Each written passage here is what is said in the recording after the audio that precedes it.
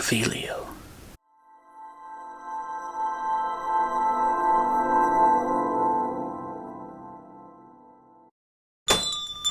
Wish I had a quick quill.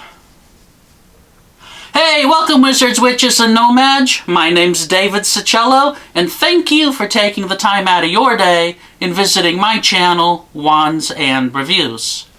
Rita Skeeter, known as the Queen of Quills, was a pure-blood British witch and journalist who specialized in writing poison pen stories. These stories tended to be based on false and hearsay information and misreported interviews. How she got away with this while working at the Daily Prophet is a wonder. Her only loyalties were the papers that would take her articles. Rita Skeeter wrote what she thought people would like to read, rather than what they ought to read, which would have been the truth. Instead, Rita Skeeter skewed all of her writings. Albus Dumbledore once described Rita's writings as enchantingly nasty. In her early life, Rita Skeeter spent time training to become an animagus, and at some point she was finally able to transform herself into a beetle at will. She used this ability of hers as a journalist to transform herself and eavesdrop so she could write her stories. And if you are wondering, Rita was an unregistered animagus, and she lived with the fear of being caught. When Barty Crouch Jr. sent up the dark mark at the Quidditch World Cup, Rita penned a report accusing the British Ministry of Magic of poor handling of the incident and their incompetence to capture the culprit. Later that year, somehow she was given the opportunity to report on the Tri-Wizard tournament for the Daily Prophet, but she had other plans.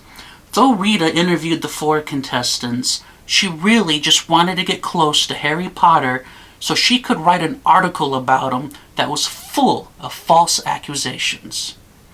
Because of this, Albus Dumbledore banned Rita Skeeter from entering Hogwarts Castle for the rest of the tournament.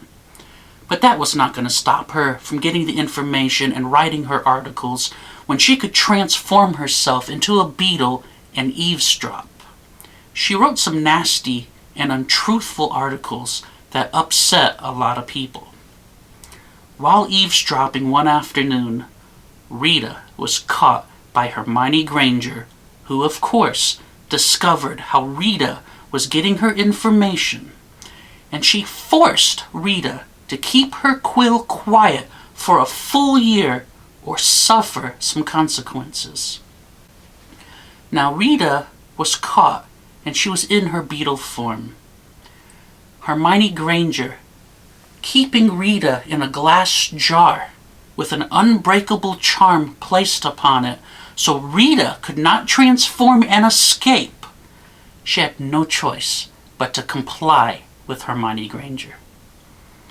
Later, Rita was released and forced to write an article that would be published in the Quibbler, and not the Daily Prophet.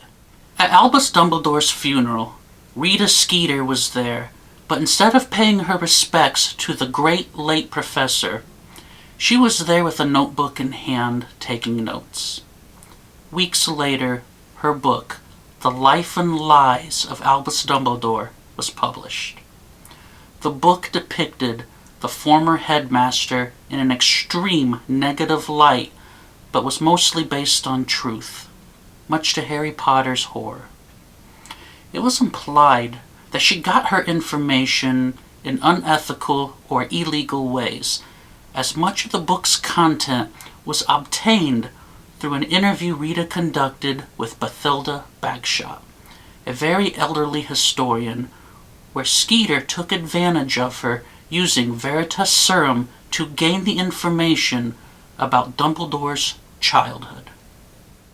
It is unknown where Rita Skeeter went to school and learned her magical abilities. Some say she attended Hogwarts and was a Slytherin, but there's no official record of her attending. But we do know, as an unregistered animagus, she taught herself to transform into a beetle at will. She could also use some nonverbal magic and was good at potions, as she used Veritas serum on occasion and was capable of casting charms such as the fire-making spell.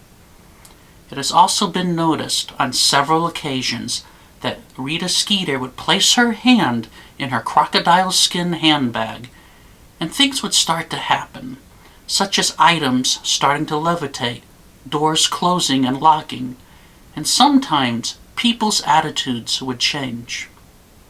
Today, I would like to share with you my non-official wand that I created for that nosy journalist who writes untruths for ratings.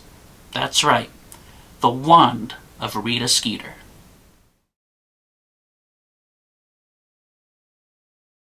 Here is my non-official wand for that nosy journalist, Rita Skeeter.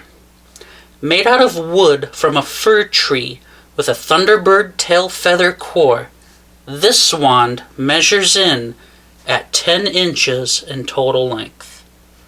Rita Skeeter's wand was purposely made short, for it had to fit in her crocodile skin handbag. The shaft of the wand is stained in a medium brown color.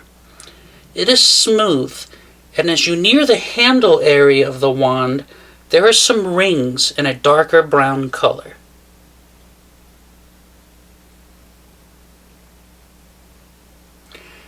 As you continue going up the wand, there's a section on the handle that is wider and spaced apart and ends with a section of a small protrusion sticking out the end.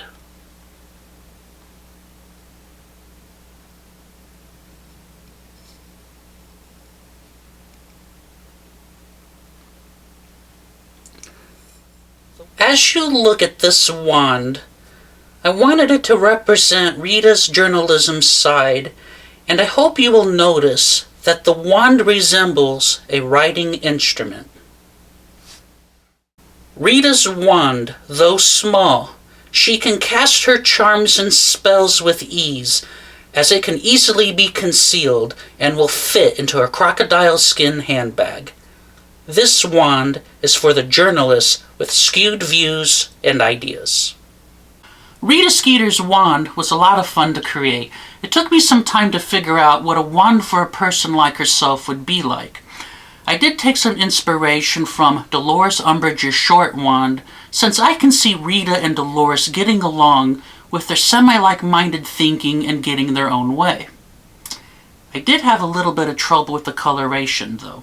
Rita usually wears a lot of green, and I thought about adding green to the wand, but overall I felt a classic coloration worked best. A pen is mighty and should show some class, which Rita Skeeter lacks. I felt that was the good contrast for the coloration on the wand versus Rita Skeeter. I hope you enjoyed this non-official wand video today. If so, please click on that thumbs up button, and if you haven't already, subscribe to my channel. I do appreciate it, and remember to share this video with your family and your friends. Thank you, and I really hope that I do not end up reading any articles written about you by Rita Skeeter.